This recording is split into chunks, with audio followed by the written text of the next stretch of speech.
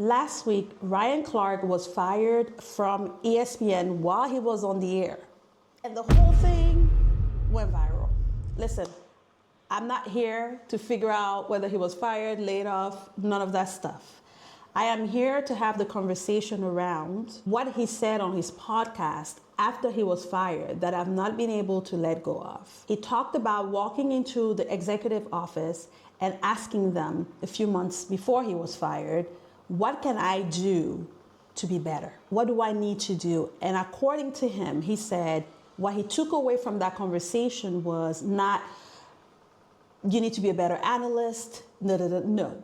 It was basically, according to him, you need to be less black. That stuck with me. And what I want to talk about today is not necessarily Ryan Clark and sport. It's that sentence.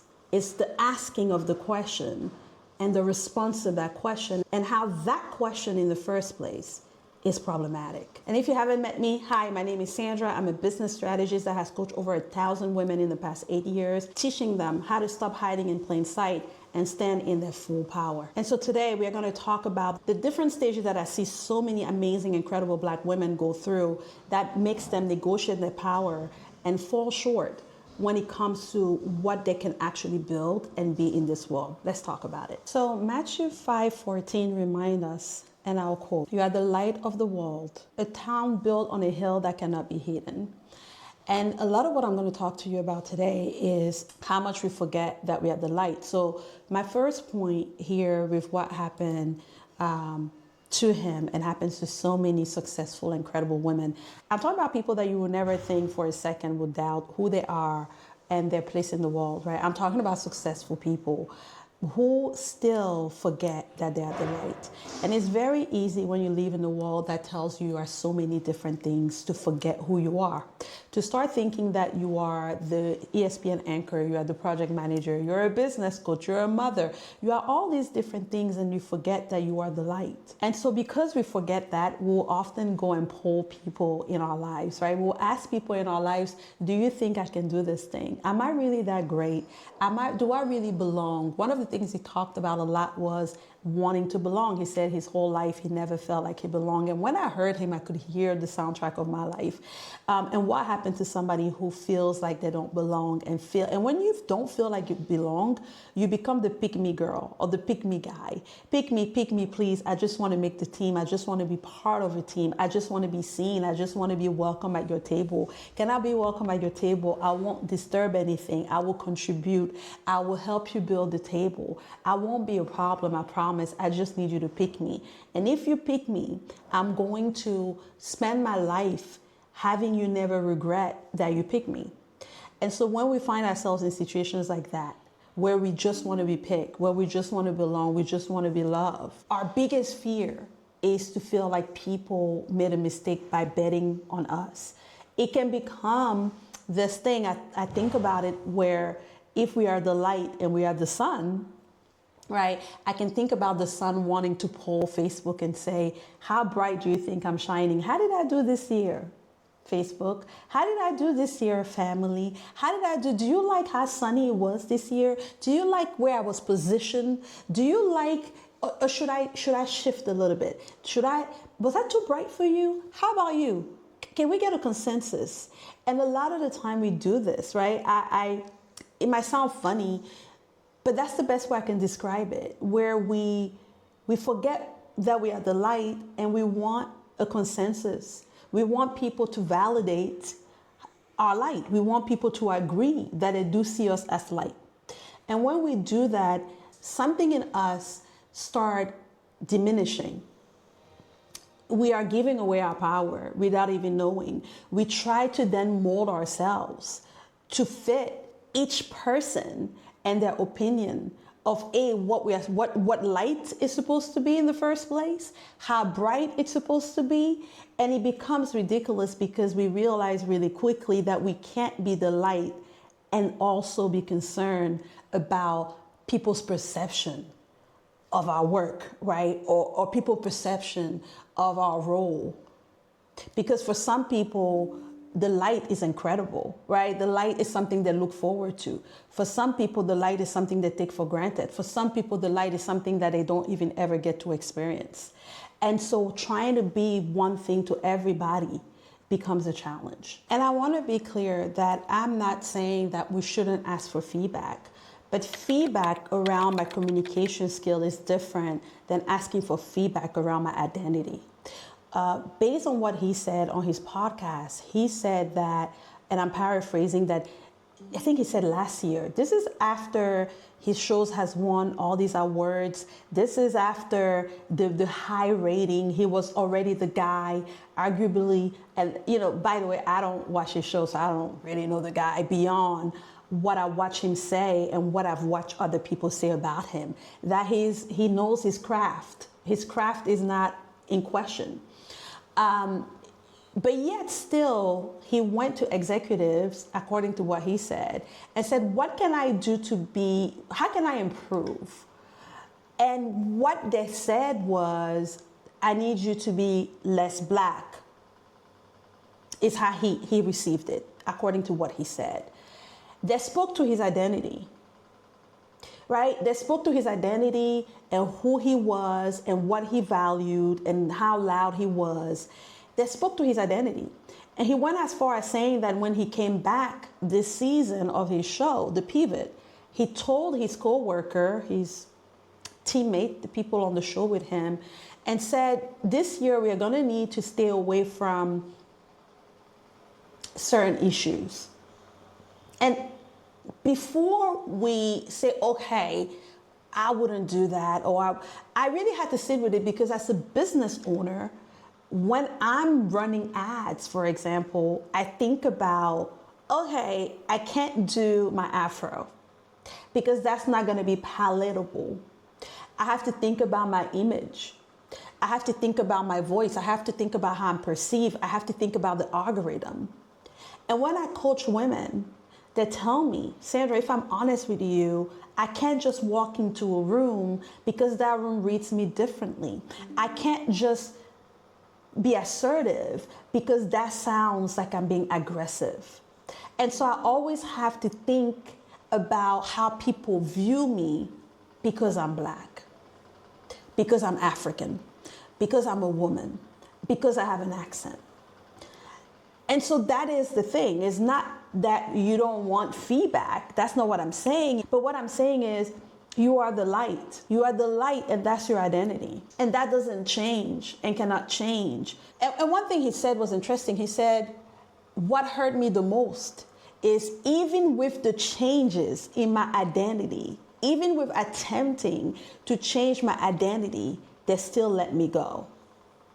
And that's what I wanted to talk about today. Because so often we will change ourselves. We won't think we are good enough. And we'll switch and we'll code switch and we'll do all these things to be palatable.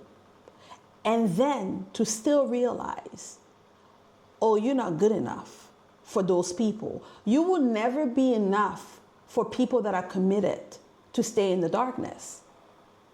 The second thing I want to talk about for us to look at today is sometimes we start attributing the light to the room.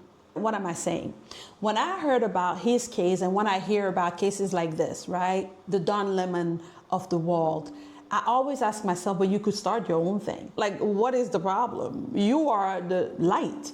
You are the secret sauce. Why don't you start your own thing? Why don't you start your own business? Why don't you build your own table? Why don't you just, why are you waiting for, why do you need that acceptance in order for you? Do you not understand that you are the light? But I also understand that sometimes we attribute the light to the room we are in. I've done that. I used to run ads, I still do, for my business. And I used to say, oh my gosh, because Facebook used to just shut down my account. And I used to say all the time, like, oh my goodness, I don't have a business if I can't run ads. You understand what I'm saying? Like, I don't have a business if I can't run ads. But you are the light. He talked about how this is going to hurt, especially when the season starts. And it's the first Thursday, the Friday, especially on the Monday, because I think he had a show on Monday. And the whole time I'm thinking to myself, you mean to tell me you're not going, by then you won't have your own podcast? You are the light. But how many times do we think, ladies, that the marriage is what gives us the light. We think it's the job title. We think it's, oh, I don't know who I am now that the kids have left. I don't know who I am now that the husband walked away. I don't know who I am now that I got fired. But you forgot you are the light. But we think, no, I'm not the light. It's ESPN. It's the company. It's Sandra. It's the combination. It's the team. It's the combination of X, Y, and Z. And together we created magic. It's possible, but you are the light. The minute we forget who we are in Christ, and what we are called to do and be, irrespective of the room we are in, we give away our power. We give away our power, and then we can't believe when the room says, oh, I don't need you to shine. I'm ESPN. I'm CNN. I'm IBM. I don't need you to shine. I have used what I needed to use and leveraged what I needed to leverage, and now I'm good. I'm going to be good without you. But if you believe that you are replaceable, that you need them in order for you to win, in order for you to be, and I'm not talking about matching what they can pay him, right? Like, you know, there are financial things I understand, like, oh, Sandra, nobody's going to pay him how ESPN paid him. Sandra, you don't understand. I understand all of that. But remember, he said, I've always wanted to be chosen.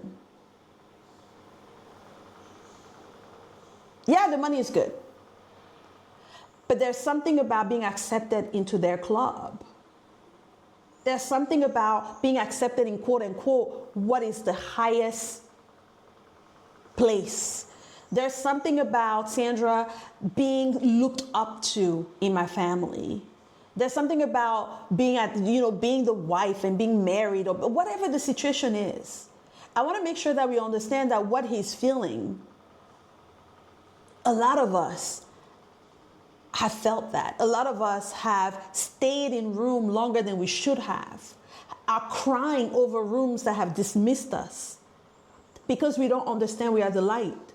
What that means is you can replicate that anywhere else you go.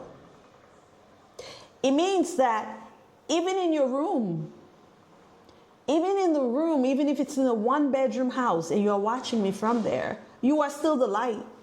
That you are not defined by what other people say.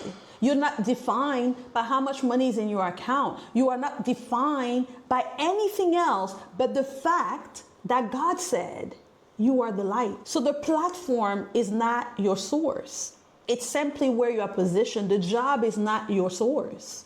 It's simply where you are positioned right now as a light. What I'm saying is ESPN did not make Ryan Clark. And I'm saying whatever the thing is that you're holding on to, that you think like, oh my God, I just need to get to that thing. Sandra, you don't understand. When I get to that thing, then I will be. It's not true. You are the light. The final thing I want to talk about concerning this is how terrified we become about leaving the room. I know for me, somebody that has been a coach for the past 8 years, right? My identity is rooted in coaching. So much so that when there's been time where I've asked God, like, God, is this still the thing for me? I've been terrified.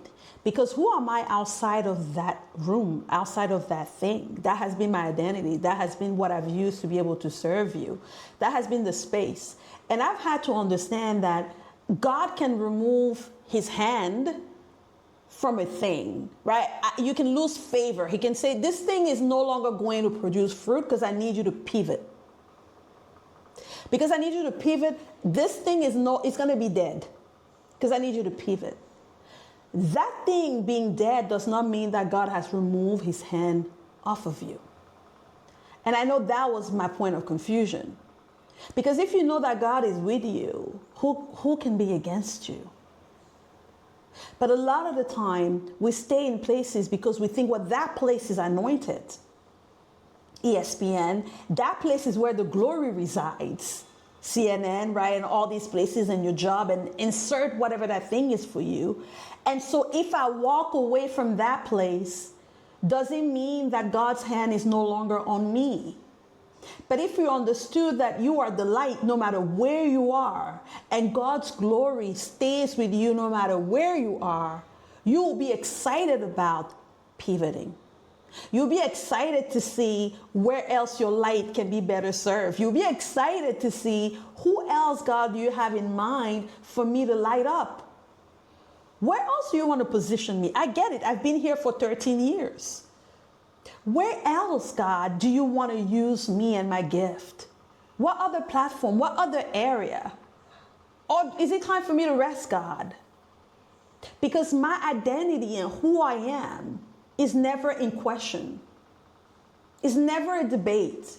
My value is never a debate. And when you hear a lot of the conversation, it's, he was the best at this, he was the best at that, he was the best.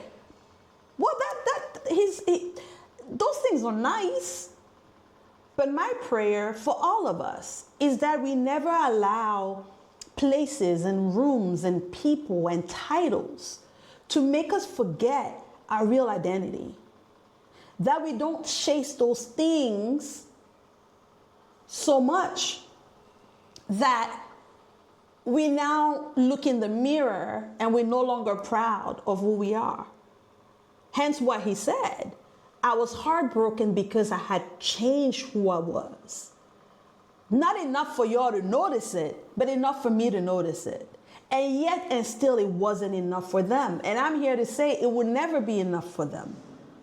If somebody has decided that who you represent and how you are and the type of light that you shine is not what they want. They may want the glory that comes with it. They may want the rating that you bring. They may want your swagger, but those don't like you, don't like who you are and your identity and who you are called to be in this world. You got to remember, especially when it feels dark, especially in times like this, that you are the light, period. And it's not up for debate, it's not up for a poll, it doesn't matter. You are the light, and you gotta hold on to that. When it's all said and done, we all have to hold on to that I have an identity that cannot be shaken. So here's the question I wanna leave you with. What stage are you at? When you look at your life, are you clear that you are the light no matter what room you are in? Are you clear that God's hands does not leave you because you exit a room or not? Are you clear that he doesn't change his mind about your identity? I want to hear all of that in the chat because I know the world, if nothing else, wants you to question your identity, wants you to figure out 5 ways for you to beat the algorithm and go viral, 10 ways for you. And then at the end of the day, you look at yourself in the mirror and you're like, I don't even recognize who that person is. So drop a comment in the chat. Let me know your thoughts on all of this. I read every single one of your comments, and let's continue this conversation because remember, you are the light. Drop it. I'm the light. Drop it in the comment. If nothing else, if nobody tells you anything else today, you are absolutely the light.